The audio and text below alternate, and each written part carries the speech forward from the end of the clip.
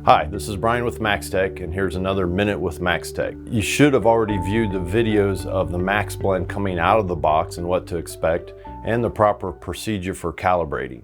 Now, this video is going to be more hands-on, how to get it ready, some of the features and benefits, okay? First of all, let's look at the real estate that you get with the MaxBlend 2. We've already seen the faceplate on previous videos, but let's look at the back of the unit. Okay, back of the unit, you'll see this is where the battery slide compartment is. So the back of the unit, you'll notice there is a power inlet source. This is for a wall outlet. So if you require continuous use of the MaxBlend, you can plug it into a wall source. This is an accessory, but please note, you still have to have batteries in place for the wall power unit to work. This is where your cable connects from your oxygen fuel cell. And then if you spin it back around, this is an auxiliary port. Okay, so you actually can have another flow meter over here. And we would recommend using the DFB flow meter since it's calibrated to a blender. This has a power takeoff, so you don't lose flow until you have something screwed into it. So you actually could have an elbow with a quick connect to power CPAP or any other type of device you need a blended gas. Back to the front of the unit, you'll see there's another port here. This is also considered an auxiliary port, and it has another power takeoff. So you don't lose gas if you don't have anything attached to it. But once again, it could be a quick connect of some sort. It could be another flow meter design that you want. So you actually have 3 exit ports. Now this is an important thing to remember. No matter what port the gas is exiting, this is your oxygen percentage, right? So this dial and this analyzer is analyzing all the ports. So there's no way to get 100% over here and 50 here and 20 here. They're all going to be the same. So on the faceplate, you have what we call the suggestion knob. You may have heard us say that in previous videos. If you have it, you will. This tells the blender what percentage of oxygen you're requesting. But this digital readout is really what you want to pay attention to. So you'll notice on the faceplate, you have your alarm silence button. You have a nice backlight. So let me just turn the unit on real quick. This backlight not only backlights the screen, but it also lights up the flow meter. So you've already probably thought to yourself, well, that would be handy, night shift. Don't have to turn the overhead lights on to be able to see what you're delivering to the patient. So this will go on and shut off after a certain period of time. I'll briefly talk about this photo sensor. There's a photo sensor, if it's set properly, that this backlight will come on automatically when the lights go off, depending if you want that feature. It's actually located in the battery compartment. Then following around the bottom, you have your high and low. You can set your high and low alarms. We'll show you how to do that. You have what we call quick set alarms. I call them guardrails. So you can quickly set a low alarm and a high alarm depending on where you're at. It's a very nice feature. You have your calibration button, and then the up arrow for going raising or lowering. That would be lowering your alarm. That would be raising your alarm. On this side, you have an unlock button, and then of course the power source. Real quickly, if you need to turn the unit off, as the safety feature, you have to push and hold for 3 seconds. Now the unit is off. Okay, so it can't accidentally be turned off. Let's talk about our dual scale flow meter just very briefly. The MaxBlend 2, low flow and high flow, there's 4 total flow meter scales that are available. The high flow blender is available with a 0 to 70.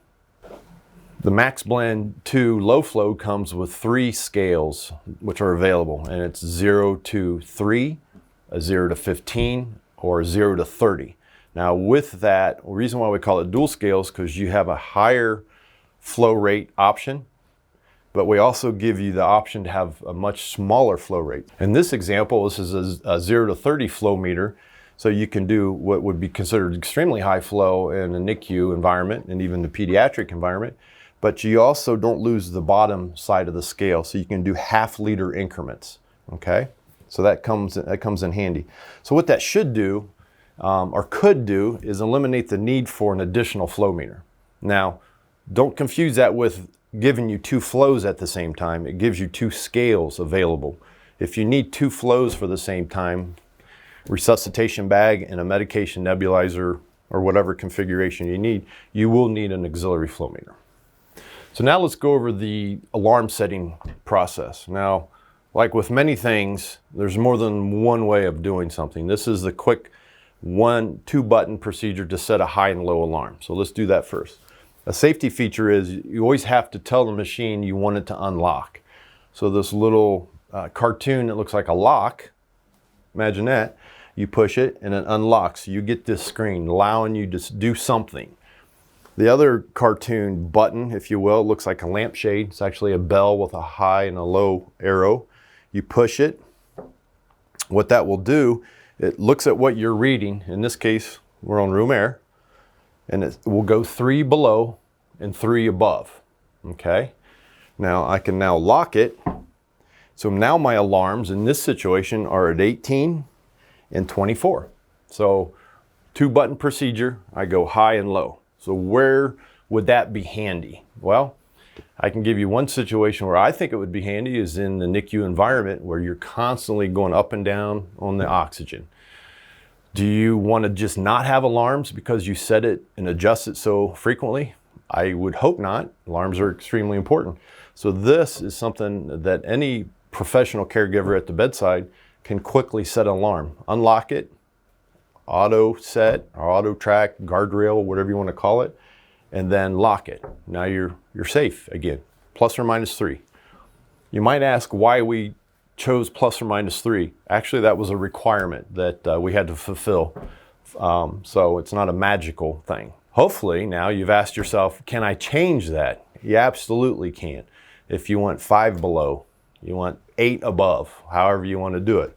And here's how you would do that. You unlock it, you get that screen. Now I can say, I actually want to set my high alarm higher. Okay, so I'm on room air, so this is going to be a little tricky without gas source, but I think you can follow me along.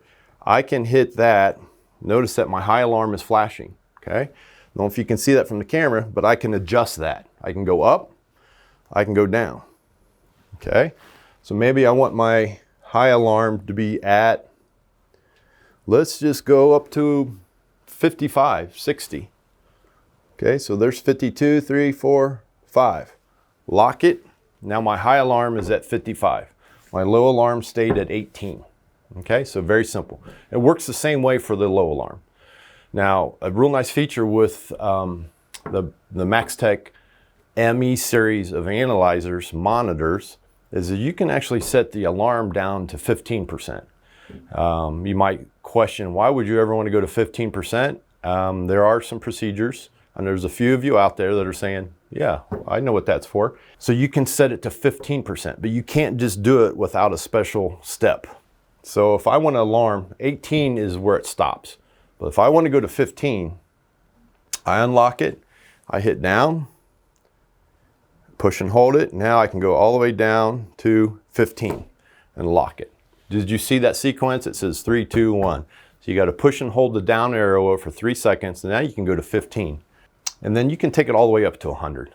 So the question might be, can you turn the alarms off with the MaxBlend 2? No, you can't. But you can take them so far apart that they become obsolete. Okay, you cannot turn the alarms off on a MaxBlend 2, either high flow or low flow. So we've talked about alarms. We've talked about that nice backlight. Another advancement we made with the new family of MaxBlend blenders is our micro bleed. Once again, if you remember, we talked about all blenders bleed in order to maintain accuracy at low flows. So our nesting portion, if you will, where our oxygen sensor goes in, there's a small amount of gas that is found inside this nesting port. Ours is what we consider a micro bleed, or 1/10 of a liter. So the amount of oxygen needed to analyze is greatly reduced with this new series. It is not only so advanced, we redesigned the diverter. We had to redesign the diverter. This is called the diverter, right? This allows for the oxygen to be evenly placed over the sensor. So this is a specially designed diverter that works with that micro flow.